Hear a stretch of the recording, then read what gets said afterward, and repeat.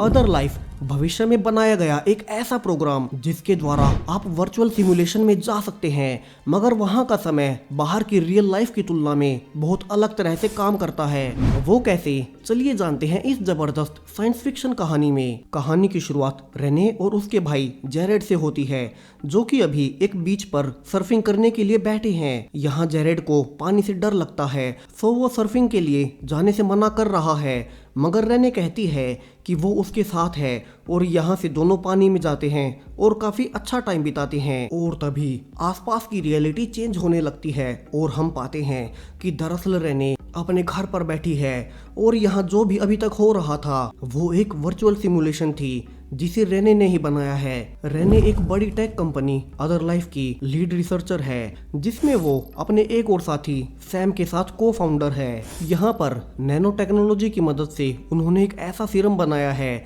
जिसके जरिए आप वर्चुअल सिमुलेशन में जा सकते हैं और वहाँ आपको बिल्कुल असली जैसा लगेगा। इसके जरिए आप अलग अलग जगहों पर घूम सकते हैं बिना फिजिकली वहाँ खुद जाए। अब ये प्रोडक्ट पूरी तरह से कंप्लीट नहीं है और अभी अपने टेस्टिंग पीरियड में ही है, जहां रेने इसे अपने साथी ब्रायन की निगरानी में खुद पर ही टेस्ट करती है। यहाँ एक बात जो कोई नहीं जानता कि रेने इसे चोरी छुपके अपने भाई पर भी इस्तेमाल करती है, जो कि अभी कोमा में है। और यहाँ रिवील होता है कि जो सिमुलेशन शुरू में रेने देख रही थी उसमें रियल लाइफ में उस दिन जेरेड डूब गया था, जहां उसकी जान तो बच गई मगर उसका ब्रेन इतना डैमेज हो गया कि वो तब से कोमा में है। अब उस दिन के लिए रेने खुद को जिम्मेदार मानती है, क्योंकि उसी ने जबरदस्ती से अपने भाई को पानी में जाने को कहा था और इसी के लिए वो वर्चुअल सिमुलेशन वाले प्रोडक्ट अदर लाइफ को पूरा करना चाहती है। अब अपने प्रोडक्ट की वेरिफिकेशन के लिए रेने गवर्नमेंट की ड्रग टीम से मिलती है, जो कि कहते हैं कि क्या इस प्रोडक्ट से लोगों को मानसिक रूप से नुकसान नहीं होगा, क्योंकि इसमें किसी तरह का ड्रग शामिल है। तो क्या हो लोगों को इसकी लत लग जाए और वे रियल लाइफ से ज्यादा सिमुलेशन में ही बिताने लगे, क्योंकि वहां उनकी लाइफ में कोई प्रॉब्लम नहीं होगी। यहाँ रेने कहती है कि वे इसकी लिमिट सेट कर सकते हैं, जिसके बाद कोई भी इसे तय समय से ज्यादा इस्तेमाल नहीं कर पाएगा और ये प्रोडक्ट लोगों को अपनी रियल लाइफ की प्रॉब्लम से कुछ देर के लिए राहत तो दे ही सकता है। अब उसी शाम रेने फिर से खुद पर ही प्रोडक्ट का ट्रायल कर रही थी, जहां वो सिमुलेशन में इस बार एक बर्फ के पहाड़ पर स्नोबोर्डिंग कर रही है। लेकिन यहाँ कोई टेक्निकल ग्लिच होता है और रेने वहीं वर्चुअल सिमुलेशन में फंस जाती है। यहाँ ब्रायन उसे किसी तरह से उठाता है, मगर यहाँ उन्हें एक अजीब सी बात पता चलती है। दरअसल वर्चुअल सिमुलेशन में रेने ने 6 दिन बिता दिए थे, मगर रियल लाइफ में ब्रायन के हिसाब से सिर्फ कुछ मिनट ही बीते थे। यानी कि वर्चुअल सिमुलेशन में समय काफी अलग तरह से काम करता है। यहाँ रेने कहती है कि अगर वे ये टेक्निकल ग्लिच को ठीक कर लें तो ये प्रोडक्ट काफी आविष्कारी साबित होगा, क्योंकि इसमें आपके पास वर्चुअल सिमुलेशन में अनंत समय होगा, जबकि रियल लाइफ में आपके सिर्फ कुछ मिनट ही खर्च होंगे। वहीं दूसरी ओर कंपनी का को फाउंडर सैम इन्वेस्टर्स से इस प्रोडक्ट के लिए इन्वेस्टमेंट लेने की कोशिश कर रहा था, जहां इस बार भी उसे निराशा ही हाथ लगती है। यहाँ मीटिंग के बाद सैम रेने से मिलता है, जहां दोनों ही प्रोडक्ट को अलग अलग तरह से मार्केट करना चाहते हैं, यानी कि दोनों में बहुत से क्रिएटिव डिफरेंसेस हैं। यहाँ इन्हीं सब मुश्किलों के बीच रेने को डैनी से मिलने का भी टाइम नहीं मिल पाता। डैनी रेने का बॉयफ्रेंड है, जो कि इन्हीं की कंपनी में काम करता है। अब उसी रात रेने और ब्रायन को वहीं एरर मिल जाता है, जिसकी वजह से आज पहले वहीं टेक्निकल ग्लिच हुआ था और रेने सिमुलेशन में कई दिन के लिए फंस गई थी। यहाँ दोनों इस ग्लिच को ठीक कर देते हैं और फिर से इसे टेस्ट करते हैं और इस बार ये बिना किसी ग्लिच के सही से काम करता है। और यहाँ उनकी टाइम वाली थ्योरी भी सही साबित होती है, जहाँ सिमुलेशन में वे अपनी मर्जी से कितना भी समय बिता सकते हैं। यहाँ रेने अपने भाई से मिलने हॉस्पिटल जाती है और कहती है कि वो जल्दी ही अपने एक्सपेरिमेंट को पूरा कर लेगी, जिससे जेरेड जल्दी ही ठीक हो जाएगा। यहाँ से वो अपने पिता से भी मिलने जाती है, जो कि एक प्रोफेसर है। यहाँ रेने का पिता मानता है कि उन्हें जेरेड को लाइफ सपोर्ट पर जिंदा नहीं रखना चाहिए और उसे शांति से मर जाने देना चाहिए, मगर रेने कहती है कि वो कुछ भी करके अपने भाई को फिर से ठीक कर देगी। यहाँ उसे उसका पिता कहता भी है कि जो वर्चुअल सिमुलेशन वो बना रही है वो सिर्फ एक धोखा है, वो रियल लाइफ नहीं है। अब अगले ही दिन रेने ऑफिस में थी, जहाँ सैम बताता है कि उसे इस प्रोडक्ट को लेकर एक जबरदस्त आइडिया आया है, चूंकि सिमुलेशन में वक्त उनके हिसाब से कंट्रोल होता है तो उन्हें गवर्नमेंट से ऑफर आया है कि वे अब से क्रिमिनल्स को इसी वर्चुअल सिमुलेशन में जेल में बंद कर सकते हैं, जहां सिमुलेशन में कई सालों की सजा पूरी करने के बाद वे रियल लाइफ में सिर्फ कुछ मिनट ही खोएंगे। यहाँ अब तक पॉपुलेशन इतनी ज्यादा बढ़ चुकी है कि सरकारों के पास जेलों में जगह ही नहीं बची है, सो वे इस प्रोडक्ट का इस्तेमाल कैदियों को सजा देने में करना चाहते हैं।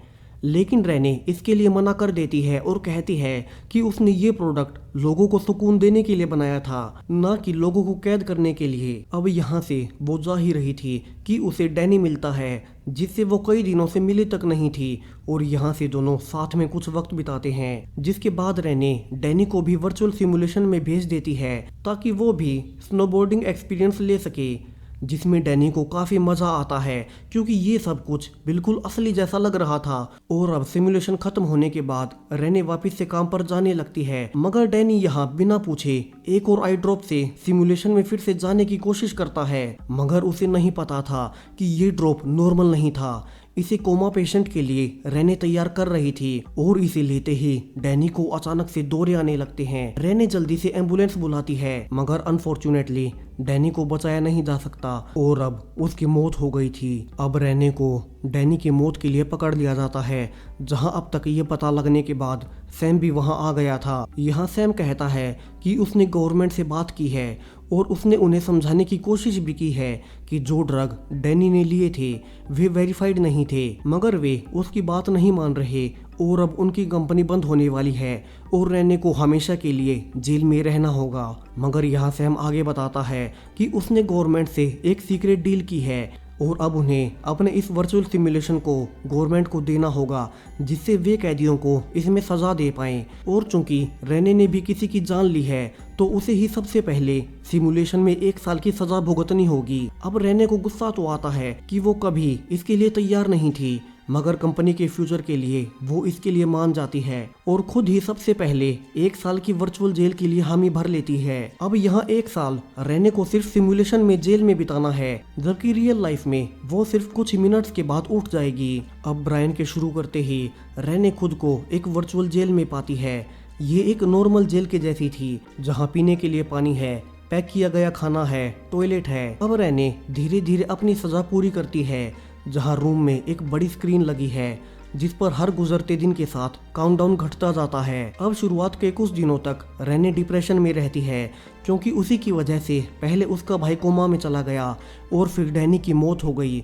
मगर धीरे धीरे उसे उम्मीद दिखाई देती है कि वो इस प्रोडक्ट को कंप्लीट करके कम से कम अपने भाई को तो बचा ही सकती है। और ऐसे ही अब 1 साल गुजर चुका था। रेने वापस से रियल लाइफ में जाने को तैयार थी, लेकिन उसे शौक तब लगता है जब अगले ही दिन स्क्रीन पर फिर से नए दिन का काउंटडाउन आ जाता है। और अब तो रेने भड़क उठती है। उसे लगने लगता है कि शायद फिर से पहले की ही तरह एग्जिट कोड फेल हो गया है। वो चिल्लाने लगती है और सब कुछ तोड़ने लगती है, लेकिन इसी बीच उसे दीवारों के पास से एक खाली जगह दिखाई देती है। और रेने जैसे ही वहां से बाहर निकलती है तो वो पाती है कि पास में ही एक खाने का रूम है, जहां से अभी तक सीसीटीवी कैमरास के द्वारा उस पर नजर रखी जा रही थी। यानी कि रेने पिछले 1 साल से किसी सिमुलेशन में नहीं थी, बल्कि उसे रियल वर्ल्ड में ही एक कैद में रखा गया था। तभी वो पाती है कि सिक्योरिटी गार्ड वहीं आ रहा है, सो वो जल्दी से भागकर वहां से बाहर जाने लगती है और गार्ड के पकड़ने से पहले ही एक कार लेकर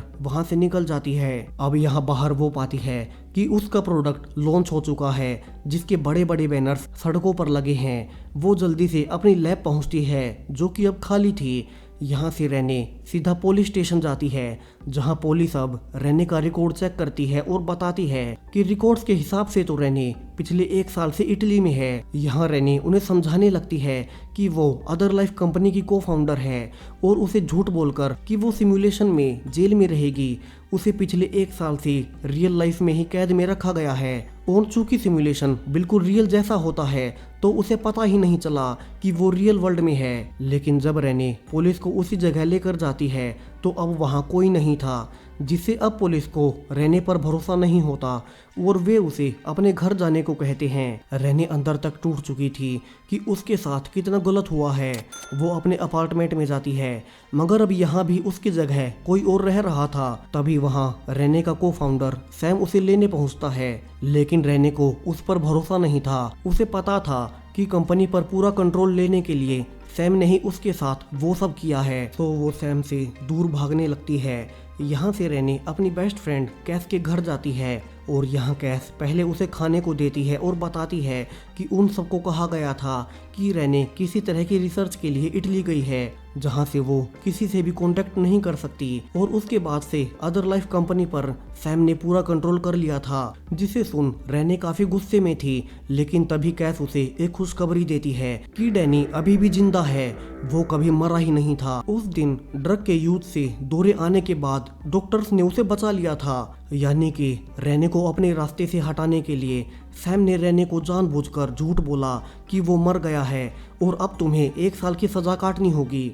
यहाँ रेने जल्दी से डैनी से मिलती है, जो कि अब काफी खुश थी कि उसने डैनी की जान नहीं ली। और अब यहाँ तीनों बैठे थे, जहाँ डैनी बताता है कि पिछले 1 साल से अदर लाइफ पूरी दुनिया में आग की तरह फैल चुका है। लोग इसे एडवेंचर्स के लिए इस्तेमाल करते हैं, यहाँ तक कि गवर्नमेंट भी अब कैदियों को सजा इसी के जरिए देती है और इस पर पूरा कंट्रोल सैम का है। अब रेने चाहती है कि वो प्रेस कॉन्फ्रेंस करके सैम का भांडा फोड़ दे, मगर अभी उसके पास कोई प्रूफ नहीं है। सो इसी के लिए वो डैनी की आईडी का यूज करके अपने ऑफिस में घुसती है ताकि यहाँ से उसे अपना बनाया डेटा मिल सके। यहाँ उन्हें ब्रायन भी मिलता है, जो कि सैम से मिला हुआ था और उसी ने रेने को वर्चुअल जेल में भेजने का नाटक करके 1 साल कैद में रखने में सैम की मदद की। यहाँ से वे जल्दी से डेटा ढूंढने लगते हैं और उन्हें उसकी हार्ड ड्राइव भी मिल जाती है, मगर अब तक ब्रायन ने सिक्योरिटी को अलर्ट कर दिया था और तीनों जल्दी से सिक्योरिटी से बचते हुए वहां से बाहर भागते हैं। अब इसी डेटा से ड्रग बनाने के लिए उन्हें प्रिंटर चाहिए था,